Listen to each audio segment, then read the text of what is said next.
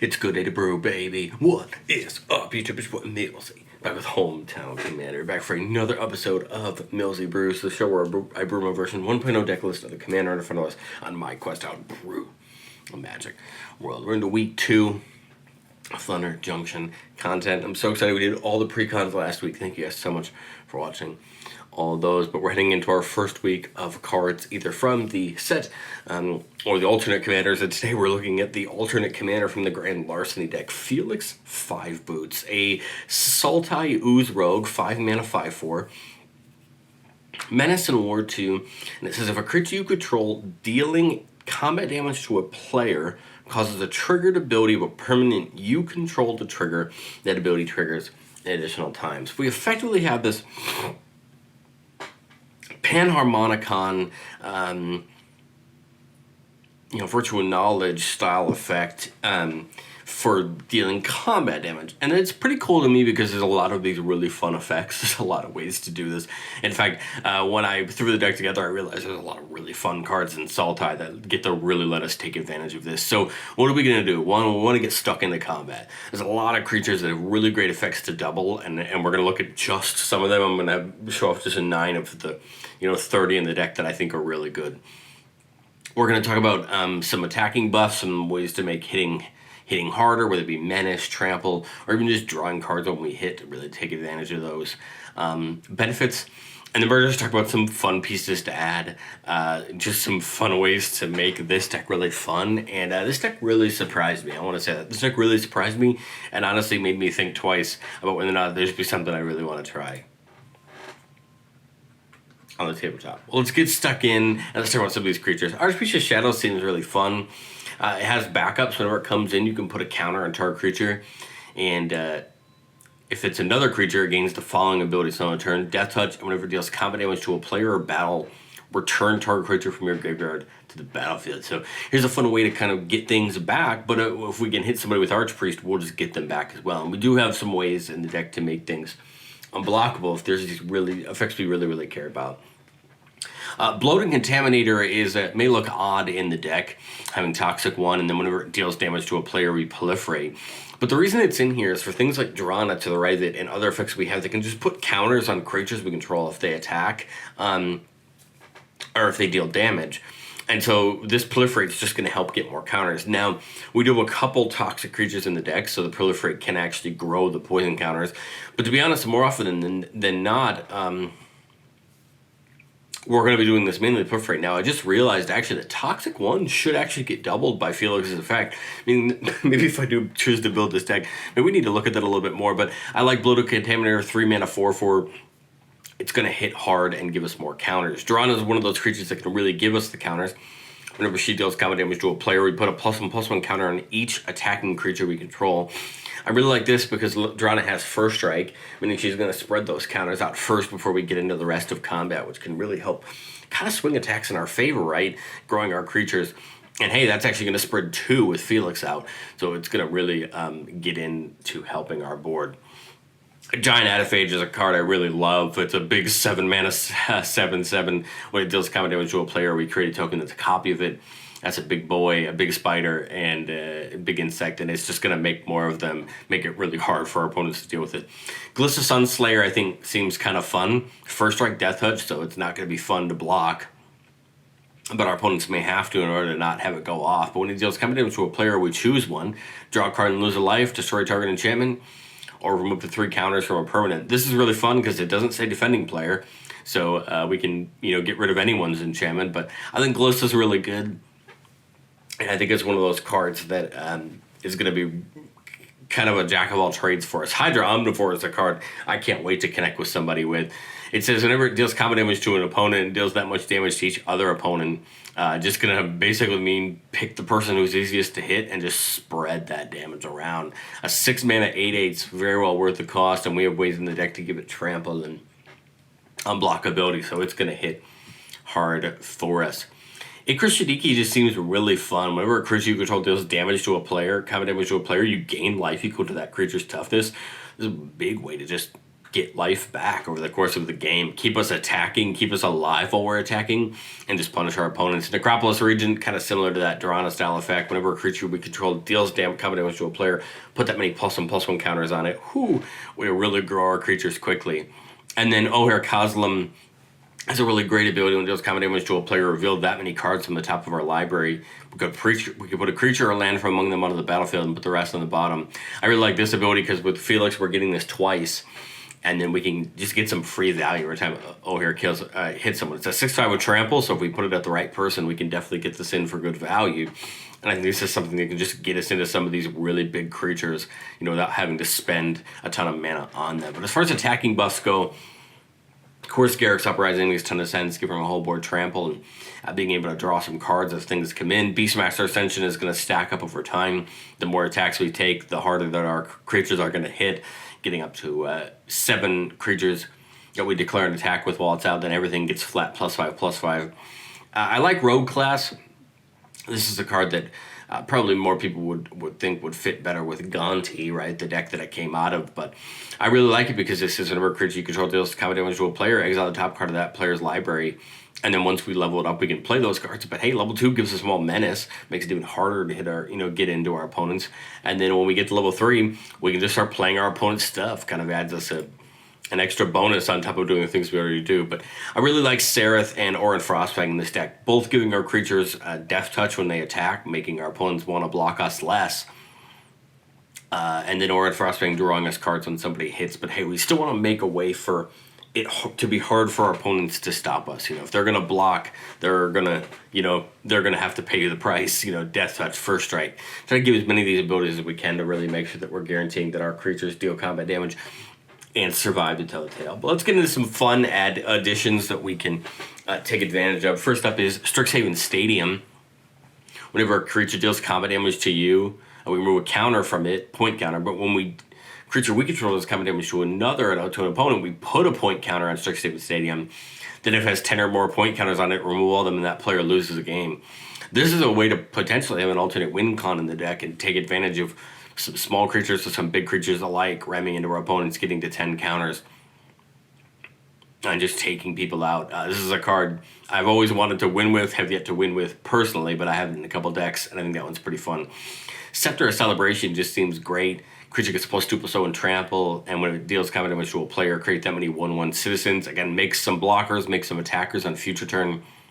I think it's well worth the mana. Vraska joins up. Whenever a legendary creature you control deals combat damage to a player, we draw a card, which is pretty cool. And when it comes in, we put a Death Touch counter on each creature we control. Again, great abilities for only 2 mana, and we do have a bunch of legendary creatures in the deck. Predator's Hour, getting that reprint in the commander that Felix the deck that Felix came out of. Creatures we control gain menace, and whenever it deals combat damage to a player, exile the top card of that player's library face down. We can look and play that card for as long as they remain exiled and spend mana of any color. A great ability, and again, gets doubled if Felix is out. Stolen Identity. We can play it and then encode it on a creature. When that creature deals combat damage to a player, its controller may cast a copy of the encoded card. Pretty sure this should get doubled with Felix's ability. If not, it's still great, making copies of another creature, especially a creature we really want. Same thing with Arcane Heist. You may cast target instant or sorcery card from an opponent's graveyard without paying the mana cost, and then it gets exiled. So same thing. Put it on a creature. When that creature hits, we get to do it again. I like the idea of this deck. Sultai, good stuff with creatures. Get creatures down, hit your opponent, get abilities to go off.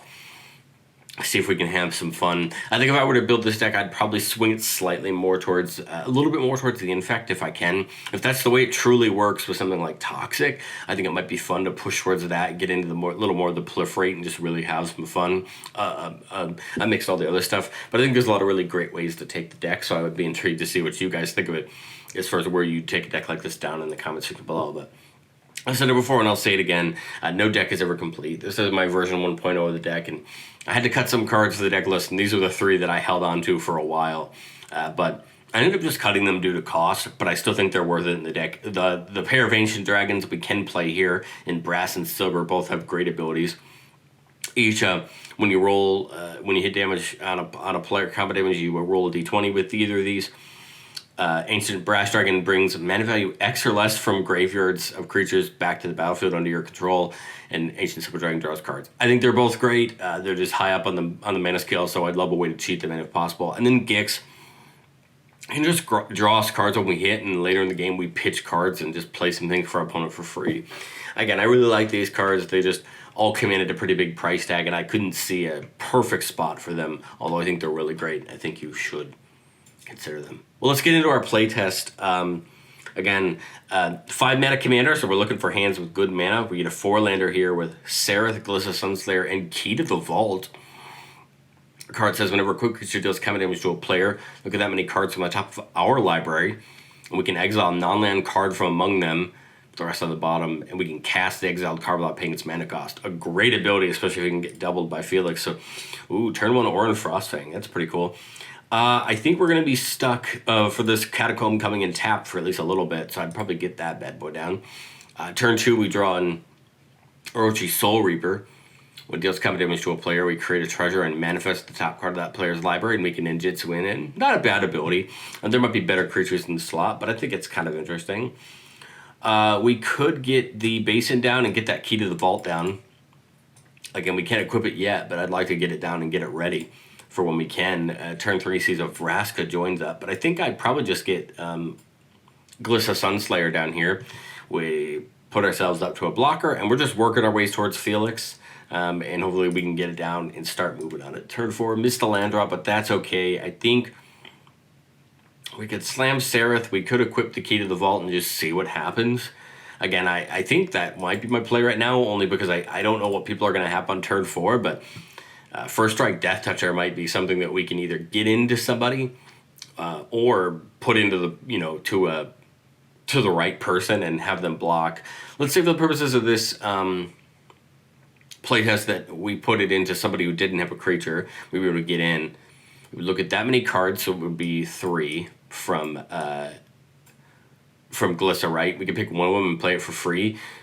Necropolis Regent seems great, so does Giant Ediphage. I think I'd take the Necropolis Regent, only because then it gives us another big creature and start spreading counters around. And wow, that was a great turn. 1 mana left, nothing we can do with it, but Necropolis Regent's going to start hitting our next turn. Now, if we top a land here, which we didn't, unfortunately, be a perfect turn for Felix. Otherwise, I think I just... well, I guess there's an argument for Saris. There's an argument for the Vraska joins up. That is a legendary creature that could hit somebody. If we do, it's going to draw some cards. Sereth could also give him Death Touch. I mean, I think I like the Vraska only because this is in the air. It's probably going to hit somebody. And then Glissa already has Death Touch, so we're just giving it Death Touch again. But with the Vraska joins up. But hey, we could draw a card with Glissa if it ends up hitting somebody. We move to combat, swing the Necropolis Regent at somebody, try to again get Glissa in. I think here we have probably less of a chance of getting in for free. But hey, if not, Necropolis Regent might just get a bunch of counters on it.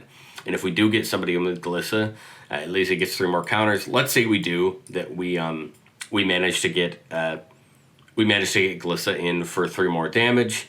And we're going to do the ability. I really love the idea of that Hydra Omnivore, but I also really love the idea of 3 visits just to get that last 5th land we need. So I think I would pick that. That kind of stinks because I think both those other cards are really great. But I would say let's do the 3 visits, and we'll go get our Triumph and just get ready for Felix next turn. And then Vraska draws us a card. Because of that, I don't think we spent mana this turn, so we could always just Nature's Lore here before the end of turn to go just get us another land and get us set up even more for turn. Let's get this Underground Mortuary, and then that way I can look. We see our Heroic Adventure on top. Not a bad card. We'll keep it. And then this turn, I would go ahead and play Felix. Necropolis Regent is what, a 12-11 right now, and now it's going to run a giant risk of being lethal for somebody now.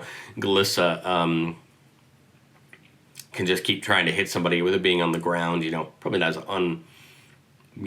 probably not as an easy of an attack as it was before.